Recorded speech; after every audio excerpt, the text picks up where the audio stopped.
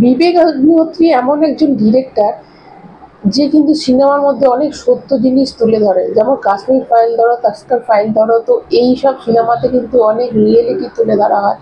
এবার প্রশ্ন হচ্ছে যে এই সময় কেন, মানে এই যে সিনেমাটার নাম যেটা এসেছে দ্য বেঙ্গল ফাইল, যেটার আগে নাম ছিল the Delhi file Bengal chapter, তো সেটাকে পাল্টে দেওয়া হয়েছে। সেই পাল্টানোর কারণটা অবশ্যই তিনি তার আগের একটা ইন্টারভিউতে বলে দিয়েছেন যে অনেকেরই এটা ডিমান্ড ছিল। এবার এবার পেছনে এর ইনার কারণটা কি, যে সামনে যেহেতু 2026 সালের আমাদের ওয়েস্ট বেঙ্গলের মানে আমাদের এখানে ভোট আছে, তো সেই জন্য কি এটা নাম চেঞ্জ হচ্ছে, এইগুলো কিন্তু অনেক মানে যত মত অনেক মত আসতেই পারে, কিন্তু এই যে সিনেমাটার মধ্যে কিন্তু অনেক সত্য তুলে ধরে বিবেক অগ্নিহোত্রী। তো এই সিনেমাটাতেই মানে যেটা আমরা ট্রেলারটা যেটা দেখলাম, এটা ট্রেলারটা দেখে দেখো, প্রথমে যে ট্রেলারটা একটা দিয়েছিল, একটা ছোট্ট টিজার দিয়েছিল, সেটা তো মিঠুন চক্রবর্তীকে দুর্দান্ত দুর্দান্ত লেগেছিল।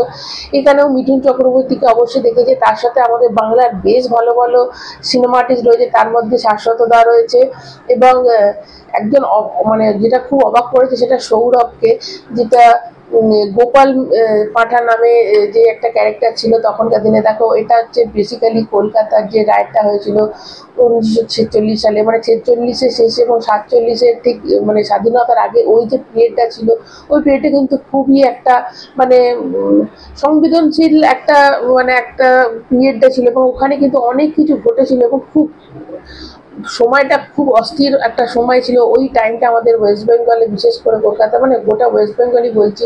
তো ওইখানে কিন্তু ওই পিরিয়ডটা, সেই পিরিয়ডটাকে কিন্তু তুলে ধরেছে। সেই যে রায়টটা লেগেছিল, কলকাতার যে রায়টটা লেগেছিল, তখন কারা কারা মেন ছিল তাদের কিন্তু এখানে ঢোকানো হয়েছে। তাহলে আমরা কিন্তু অনেক অনেক কিছু হিডেন সত্য যেটা জানতে পারবো এই সিনেমাটা থেকে, অনেক হিডেন কিছু আমাদের মানে কলকাতার বা আমাদের ওয়েস্ট বেঙ্গল অনেক হিডেন কিছু জানতে পারবো। এবং দেখো, এই সিনেমাটা হওয়ার পর অনেক মানুষ বলবে যে এখনই কেন সিনেমাটা রিলিজ করা হচ্ছে, তাহলে কি মানে এখন যখন সব শান্ত হয়ে গেছে তখন এগুলোকে আবার উত্তেজনা সৃষ্টি করার কি মানে হচ্ছে। তো অনেক মানুষ কিন্তু অনেক কথা বলবে, কোনো মানুষের এটা দারুণ লাগবে। এবার ধরো কংগ্রেস এবং বিজেপির যদি এই দুটো মানে রাজনীতি রং যদি এতে ঢুকে দেয়, তাহলে তো কি দুটো মানুষ পুরো দল ঝামেলা শুরু হয়ে যাবে যে এই সময় দেখাচ্ছি, কেননা এখন সবকিছু শান্ত রয়েছে, এই সময় কেন দেখাচ্ছে। তো সিনেমাটাকে অ্যাজ এ সিনেমা হিসেবেই নেওয়া উচিত, যদিও এটা কিন্তু হবে না, কেননা এটা এত সেন্সিটিভ জায়গা। দেখো, তখন যখন এই মানে যে রায়টটা লেগেছিল, তারপর যে ভাগাভাগিটা হয়েছিল, বিশেষ করে কিন্তু আমাদের ওয়েস্ট বেঙ্গলে ভাগটা হয়েছিল এবং পাঞ্জাবের ওইদিকে ভাগটা হয়েছিল। ওয়েস্ট বেঙ্গলে যেটা হয়েছিল, যেটা বাংলাদেশের সাথে পার্টিশন হয় এবং মানে যেটা বাংলাদেশ এবং পশ্চিমবঙ্গ এবং বাংলাদেশ এই দুটো পার্টে ভাগ হয়ে যায়, মানে তখন ওখানে যে লাইনটা টানা হয়েছিল। এবং আর একটা যেটা পাঞ্জাবে হয়েছিল, পাঞ্জাবে যেটা পুরো মানে মানে পাকিস্তানের যে পাঞ্জাবটা আছে, আমাদের এখানকার পাঞ্জাব, তো এই জায়গাগুলো খুব সেন্সিটিভ জায়গা যেখানে লাইনটা টানা হয়েছিল। তো এই এই জায়গাগুলোতে এমন কিছু ইতিহাস আছে যেটা এই সিনেমাটার মাধ্যমে তুলে ধরা হয়েছে। এবং তার সাথে দেখো, যেহেতু কাশ্মীর ফাইল সিনেমাটাতে তখন কিন্তু অনেকেই বলেছিল যে কাশ্মীরের লোকরা তাহলে কি চায়, কাশ্মীরের লোকরা কি একটা স্বাধীন মানে কাশ্মীর চায়, না তারা পাকিস্তানের দলে আছে না ইন্ডিয়ার দলে আছে, এরকম কিন্তু একটা ব্যাপার হয়েছিল। তো কাশ্মীর ফাইলকে এখানে কিন্তু একটা সেন্সিটিভ জিনিস তুলে ধরেছে যে আমাদের বেঙ্গল কিন্তু ইন ফিউচার কাশ্মীর হতে চলেছে, যদি না আমরা এই যে যে দিকগুলো লুফলস এর আছে সেগুলোকে আমরা যদি ক্লিয়ার ঠিক করে না করি। দেখো, এগুলো কিন্তু আমাদের হিস্ট্রি জানা অনেক উচিত, দেখা উচিত, যাতে যে মানুষ কিছু ভুল থেকেই তো ঠিকটা শেখে, যে সেই ভুলগুলো যাতে না হয়। তো অবশ্যই এই সিনেমাগুলো দেখা উচিত।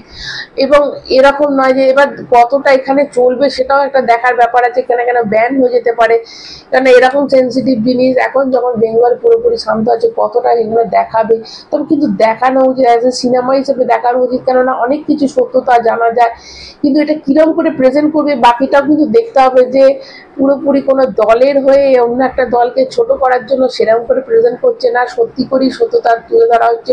অবশ্যই কাশ্মীর ফাইল থেকে আমরা অনেক কিছু জানতে পেরেছিলাম, হয়তো বেঙ্গল ফাইল থেকে আমরা অনেক কিছু জানতে পারবো, কিন্তু কতটা মানে ঠিকঠাক দেখানো হবে সেটারও কিন্তু অবশ্যই সিনেমাটা না দেখলে তো বোঝা যাবে না যে এটা কোনো অন্য কোনো দলকে প্লিজড করতে এই সিনেমাটা বানানো হয়েছে, না সত্যি করি ইনার কিছু আমরা দেখতে পাবো। সেটা তো সময় বলবে। যে তোমরা যারা দেখেছো তোমাদের কেমন লেগেছে, এবং তোমরা দেখো, সিনেমাটা প্রথমে কিন্তু আগস্ট মাসে রিলিজ করার কথা ছিল, 15 আগে রিলিজ করার কথা, যেহেতু ওখানে ওয়ার 2 আছে, তখনও কিন্তু বলেছিল যে 15 আগস্ট সিনেমাটা আসবে, সেটাকে 5 সেপ্টেম্বর করে দিয়েছে। তো একদিকে ভালো হয়েছে যে কোনো সিনেমার সাথে ক্ল্যাশ করছে না, একটা ভালো ডেট দিয়েছে। তো এই ডেটে তোমরা কারা কারা ঠিক করেছো, যারা যারা ঠিক করেছো সিনেমাটা দেখতে যাবে, অবশ্যই কমেন্টের মাধ্যমে জানাবো। তোমাদের কি মনে হয় যে আমাদের ওয়েস্ট বেঙ্গলের কি সত্যিটাই কি তুলে ধরা হয়েছে, না অনেক কিছু জল মেশানো আছে, অবশ্যই কমেন্টের মাধ্যমে জানাতে ভুলবে না।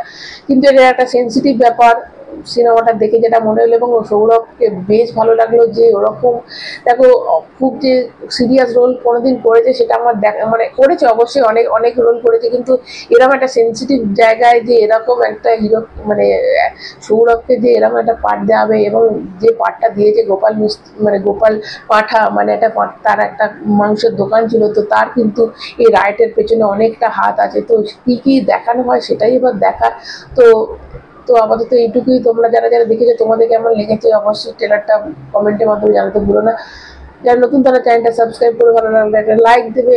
সবাই ভালো থেকো, কোনো মতো টেটে।